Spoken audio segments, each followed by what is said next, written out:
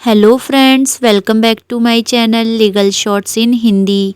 दोस्तों, अगर किसी महिला के साथ मेंटली और फिजिकली रूप से क्रूरता होती है तो आईपीसी के सेक्शन 498 ए के तहत अपराध बनाने के लिए काफ़ी नहीं होगा, ऐसा कहना है बॉम्बे हाई कोर्ट का। बॉम्बे हाई कोर्ट ने अपना एक बहुत ही अहम फैसला सुनाते हुए ये कहा कि किसी भी महिला के अगर ससुराल में यानी कि बहू से अगर ससुराल में अगर काम कराया जाता है तो वो किसी भी तरह से अपराध की कैटेगरी में नहीं आता है और उसे 498 ए की कैटेगरी में भी नहीं रखा जा सकता। केस की सुनवाई जस्टिस विभा कनकनबाड़ी और जस्टिस एस राजेश बाड़ी की बेंच पर रही थी। बॉम्बे हाई कोर्ट में एक एफआईआर को रद्द कराने के लिए आवेदन किया गया था जो कि आईपीसी के सेक्शन 498 ए 323 504 और 506 के तहत दर्ज कराई गई थी। एफआईआर को रद्द कराने की मांग उस महिला के पति और उसकी सास के द्वारा की गई थी। पत्नी ने यहां पर आरोप लगाया था कि पति और उसके घर वालों ने 1 महीने तो उसके साथ बहुत अच्छा व्यवहार किया, लेकिन उसके बाद उसके साथ नौकरानी जैसा व्यवहार किया जाने लगा। महिला से कार खरीदे जाने के लिए 4 लाख रुपए तक की मांग की जाने लगी। जब उसने कहा कि उसके पिता के पास उतना पैसा नहीं है तो पति ने उसके साथ फिजिकली और मेंटली रूप से टॉर्चर करना शुरू कर दिया।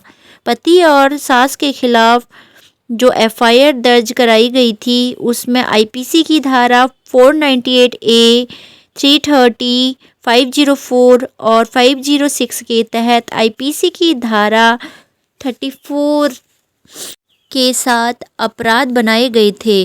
तो यहाँ पर बेंच के सामने ये मसला था कि पति पर इन धाराओं के तहत मामला बनाया जा सकता है या फिर नहीं बनाया जा सकता है।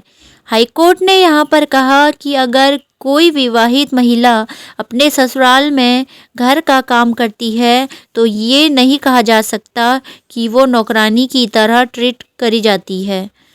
अगर उसे अपने घर के काम करने की कोई इच्छा नहीं थी तो शादी से पहले बता देना चाहिए था कि दूल्हा दुल्हन खुद शादी के बारे में फिर से सोच विचार कर सकें।